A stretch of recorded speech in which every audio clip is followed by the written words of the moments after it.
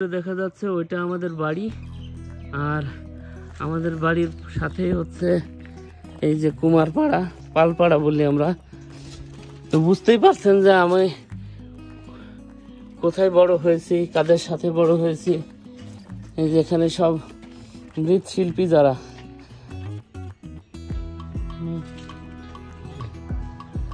তোমার নাম কি? শশী।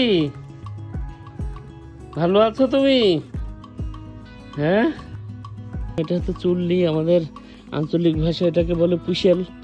এখানে এই যে মাটির বাসনপত্র তৈরি করে পোড়ানো হয়। এই যে সব তাওয়া পুড়িয়ে রাখা হয়েছে, দেখলে বাবা? এই যে তাওয়া, রুটি বানানো তাওয়া, তারপরে এই যে চাক বানানো হয়েছে টয়লেটের জন্যে। এই যে এসব এখন না জানো কিছু, ওই দিক দিয়ে যাও, তুমি আসতে পারবে না, চলো ওই দিক দিয়ে দেখো তোমাকে। আর এই যে এই চাকগুলো রোদে শুকানোর পরে তারপরে ওই পুশেলের ভিতরে দেওয়া হবে। আর জ্বালানি হিসাবে ব্যবহার করা হয় এই যে বাঁশের পাতা, তারপরে কাঠের গুঁড়ো। প্রচণ্ড গরম, আমার খুব কষ্ট হচ্ছে, দম নিতেও কষ্ট হচ্ছে। এদিক দিয়ে একটু এসো বাবা, এদিক দিয়ে আর একটু দেখাতে যাই। হ্যাঁ, এই যে চলে যাবো, ছেলেকে একটু গ্রাম ঘুরে দেখাচ্ছি। আর এই যে এটা যে পুশেলটা বাবা, এখানে শোনা, এইটার নিচে এই যে মাটির যে আবরণটা দেখা যাচ্ছে, এইটার নিচে এই যে বাসনপত্রগুলো পোড়ানো অবস্থায় আছে। এটা অলরেডি পোড়ানো হয়ে গেছে। এটা ভাঙবে, এটা ভাঙবে কখন গো বাবা? একটু দেখবো। এই যে একটু তো এই যে এখান থেকে আস্তে আস্তে ভেঙে এই যে এইভাবে এই যে এখানে সব চাক বানানো আছে। তারপর চাকের উপর তাওয়া, সমস্যা নেই তো? তো চাকের উপরে তাওয়া এই যে তাওয়া বের, এই যে তাওয়া বের হয়ে গেল একটা। এই যে একটা তাওয়া বের হলো রুটি বানানো। তো আর ওই যে ভিতরে আরো আছে, দেখলে বাবা? এইভাবে তৈরি হয়। তুমি ছায়ায় দাঁড়াও, এটা এখানে রাখলাম। এই দেখো কি সুন্দর বাচ্চা। তোমার শাশুড়ি কোথায় গো? বহুত দিন দেখা হয়নি, একটু দেখা করে আসি। আমরা মা কই? ওই যে আমাদের বৌদি। নমস্কার বৌদি, ভালো আছেন? না আপনাদের ভোলা যায়, আপনাদের ভোলা যায় না বৌদি। না, আমি 3 বার করে আসলাম বাড়ি। আমি অবশ্যই এইদিকে ঢুকিনি, সেজন্য দেখেন আমি। না আর বসবো না বৌদি, আমি এখন বসবো না বৌদি। আপনার মুখটা একটু দেখতে আসলাম। শরীর খারাপ নাকি?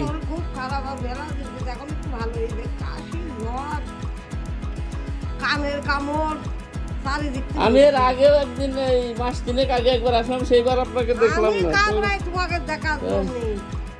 এই হলো আমাদের বৌদি। এই বৌদি সেই জন্মের পর থেকে এই মানুষগুলোর মুখ দেখে বড় হয়েছে। তারপরে এই যে আমরা যে হিন্দু মুসলিম, এই ব্যাপারটা আমাদের ভিতরে কখনোই ছিল না বা এখনো নেই। বৌদি হিন্দু, আমি মুসলিম, কিন্তু এই ব্যাপারটা আমাদের ভিতরে আমরা কখনোই ফিল করিনি যে আমরা দুই ধর্মের মানুষ। বৌদি আমাদের বাড়িতে গেছেন ঈদে, আবার পূজা পার্বণে বৌদিদের মানে এই পাড়া থেকে নাড়ু মুড়ি গিয়েছে আমাদের বাড়িতে। তো এই যে এই বন্ধনগুলো, এই আত্মীয়তাগুলো, এই আত্মীয় না হয়ে, রক্তের সম্পর্ক না হয়ে, এরা রক্তের থেকেও বড় সম্পর্ক। এই মাটির যে বাসনগুলো, আমি কাঁচা বাসনটা আগে দেখাই। কাঁচা বাসন আছে গো ভিতরে। এই হচ্ছে কাঁচা বাসন, মানে এইগুলো হচ্ছে দইয়ের ছোবা, আমাদের এলাকায় বলে ছোবা। এই যে এটা হচ্ছে চাক, এই যে চাক একটু দেখাই। এই চাকের উপরে মাটি দিয়ে তারপরে হাতের স্পর্শে বিভিন্ন রকম আকৃতি আনা হয়, বাসনপত্র তৈরি হয়। তবে সব বাসনপত্র যে চাকে তৈরি হয় এরকম না। যেমন এইটা চাকে তৈরি হয় না, এটার ছাঁচ আছে, ডাইস আছে। এই যে এইগুলো, এটার উপরে একটা মাটির একটা রুটির মতন তৈরি করা হয়, তারপরে একটু পিটিয়ে এইগুলোকে তৈরি করা হয়। আর এইগুলোতে বিশেষ কিছু বাসনপত্র তৈরি করা হয়। তবে যেটা বললাম যে বৈশাখ মাস শুরুতেই কাকাদের ধর্মীয় রেওয়াজ অনুযায়ী এই চাক আর ঘুরবে না পুরা বৈশাখ মাসটা। এই যে পূজা পার্বণ করে এটাকে বন্ধ রাখা হয়েছে, এটা বৈশাখ মাস শেষ হবে, তারপর আবার কাকারা চাক ঘুরাবেন, তাই না কাকা? তো এই যে আমাদের খুবই কাছের প্রতিবেশী, আমি যেটা দেখালাম একটু আগেই, মানে আমাদের বাড়ি থেকে বের হলে আগে কাকাদের চেহারাটাই চোখে পড়ে।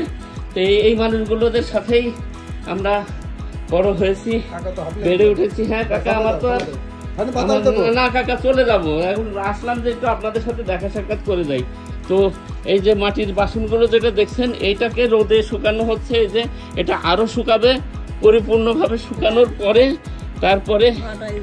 তারপরে হচ্ছে এই যে এইখানে সাজানো হবে, সাজানোর পরে তারপরে এটার উপর মাটির প্রলেপ দেওয়া হবে। তারপর এইখানে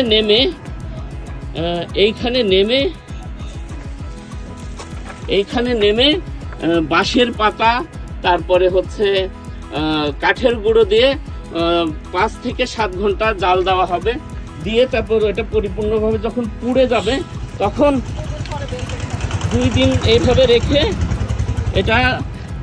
এটা এই যে আমি একটু দেখাই, এই যে 2 দিন পরে কাঁচা বাসনগুলো এই যে এরকম আকৃতি নেবে এবং এরকম কালার চলে আসবে। এখানে আছে হচ্ছে যে টয়লেটের চাক আর হচ্ছে তাওয়া। এই একটা তাওয়া অবশ্যই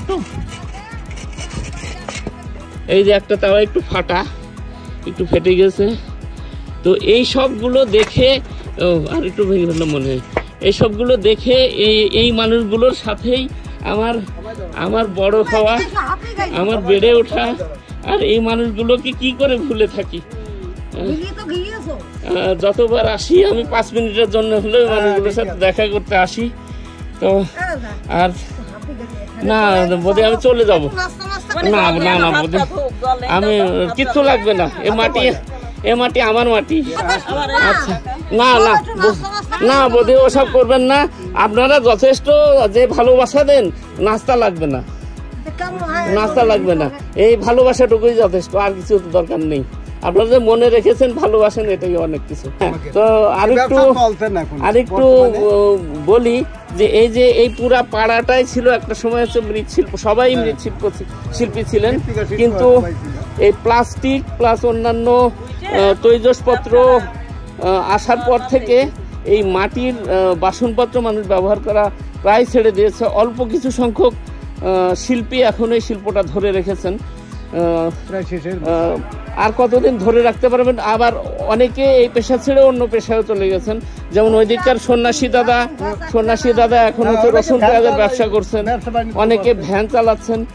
কিন্তু এই যে শিল্পটা, এটা এই 100 বছরের পুরনো যেই শিল্পটা, এটা বিলুপ্তির পথে, এটা ভাবতেও খারাপ লাগে। তো দাদা কাকা থাকি কাকা বোধে থাকেন। আচ্ছা, মন্টুদার সাথে দেখা করে আসেন। দাদা ভালো আছেন? এই যে আমাদের আর এক প্রতিবেশী মন্টু দাদা, গতবারের ভিডিওতেও দেখিয়েছি, দাদারাও একই, এখনো দাদাও কোনো রকম ভাবে টিকে রয়েছেন, এই শিল্পটাকে টিকিয়ে রেখেছেন। দাদা বৌদি সবার প্রচেষ্টা এখনো টিকে আছে। দাদারা একটু ছোট ছোট বাসনপত্র তৈরি করেন, এটাকে আমরা আঞ্চলিক ভাষায় বলি সরা খুরি। এটা দিয়ে যে ভাপা পিঠার কাজে ব্যবহার হয়, অন্যান্য ছোটখাটো কাজও ব্যবহার হয় পূজা পার্বণে। তবে এখন দাদার যেটা একটু আগে বললাম, বৈশাখ মাসের আজকে প্রথম চাক বন্ধ, চাক ঘোরানোটা এবারও দেখাতে পারলাম না। এইটা কি দাদা? ও আচ্ছা আচ্ছা, এটা হচ্ছে জালে, হ্যাঁ হ্যাঁ, জালে মাছ ধরা, জালের নিচে বাঁধা হয় যাতে টানতে সুবিধা হয়, কাদার সাথে লেপটে মাছগুলো পালাতে না পারে। আর এই যে দাদাও চাক পূজা করে দিয়েছেন অলরেডি। এই যে 1 বৈশাখ আজকে, চাকে যে এখানেই মাটির স্তূপ রেখে হাতের স্পর্শে বিভিন্ন রকম বাসনপত্র তৈরি করা হয়। কিন্তু যেহেতু বৈশাখ মাস, এই 1 বৈশাখ থেকে বৈশাখের শেষ পর্যন্ত এই চাক বন্ধ থাকবে, কিন্তু হাতে তৈরি যে এই বাসনপত্রগুলো সেইগুলো সেটাও বন্ধ দাদা? আচ্ছা, কিন্তু মানে আপনাদের প্রথা অনুযায়ী একেবারে টোটাল কাজটাই বন্ধ থাকবে, কিন্তু অনেকেই হাতেরটাও করে। আচ্ছা দাদা, হাঁপিয়ে গেছি, ভালো থাকেন দাদা, আবার আসলে দেখা হবে না। আমি কুষ্টিয়ায় যাবো, কুষ্টিয়া হয়ে তারপর ঢাকা চলে যাবো। আচ্ছা দাদা, ভালো থাকেন।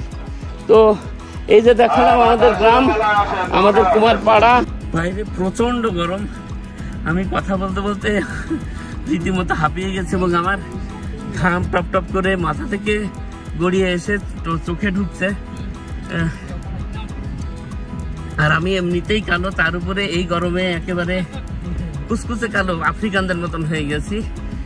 কালকে এক চাচার সাথে দেখা ছিল, আমাদের সম্পর্কে চাচা ওনার এক রিলেটিভকে পরিচয় দিতে যে বলছেন যে এর মা ক্যাটরিনা কাইফ বলেন, কারিনা বলেন, তার থেকে সুন্দরী ছিল, আর এর বাবা প্রিন্সের মতো ছিল, কিন্তু এরা 3 ভাই বোন হয়েছে আফ্রিকানদের মতো।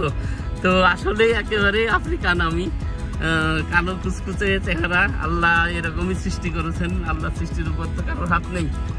তো তারপরেও এই যে যাদেরকে ছেড়ে আসলাম পিছনে, কালো না ফর্সা, হিন্দু না মুসলিম, এই ব্যাপারগুলো আমাদের ভিতরে কখনোই ভেদাভেদ তৈরি করেনি। এই ব্যাপারগুলো আমাদেরকে কখনোই স্পর্শ করেনি যে এদেরকে আলাদা করতে হবে, এরা হিন্দু বলে, বা তারাও কখনো ভাবেনি যে এদের সাথে মিশবো না, এরা মুসলমান বলে। যেটা বলছিলাম যে পূজা পার্বণে যেমন তাদের বাড়ি থেকে আমাদের বাড়িতে চিড়ামুড়ি অন্যান্য খাবার যেত উৎসবে, বিভিন্ন উৎসবে, তেমনি আমাদের বাড়ি থেকেও এই কুমারপাড়ায় বিভিন্ন খাবার আসতো। কুমারপাড়ার পাশেও আমাদের বাড়ির বাঁ দিকে হচ্ছে কুমারপাড়া, আর ডান দিকে হচ্ছে বণিকপাড়া। তো বণিকপাড়ায় আজকে যেতে পারলাম না, অন্য আরেক দিন যদি বেঁচে থাকি, যদি সুস্থ থাকি, অবশ্যই বণিকপাড়াও আপনাদেরকে ঘুরিয়ে দেখানোর চেষ্টা করব। তো আমার অবস্থা খুবই খারাপ, কথা বলতেও কষ্ট হচ্ছে, দম নিতে কষ্ট হচ্ছে। আপনারা তো জানেনই যে চুয়াডাঙ্গা দেশের রেকর্ড পরিমাণ তাপমাত্রা, মানে সর্বোচ্চ তাপমাত্রা এবং সর্বনিম্ন তাপমাত্রা রেকর্ড চুয়াডাঙ্গায় থাকে। আজকে আমি যদিও দেখিনি যে আসল তাপমাত্রার কথা, আমি ধারণা করছি 40-এর উপরে আজকে। বাইরে প্রচণ্ড রোদ। তো ভিডিও এখানেই শেষ করছি, যেহেতু কথা বলতে কষ্ট হচ্ছে। সবাই ভালো থাকবেন, সুস্থ থাকবেন, দোয়া করবেন যেন সুস্থভাবে ঢাকায় ফিরতে পারি, আবার সেই নাগরিক জীবন যাপন করতে যাচ্ছি সেই কংক্রিটের জঙ্গলে, সেই একই রুটিন। তো সবাই ভালো থাকবেন, সুস্থ থাকবেন, আল্লাহ হাফেজ।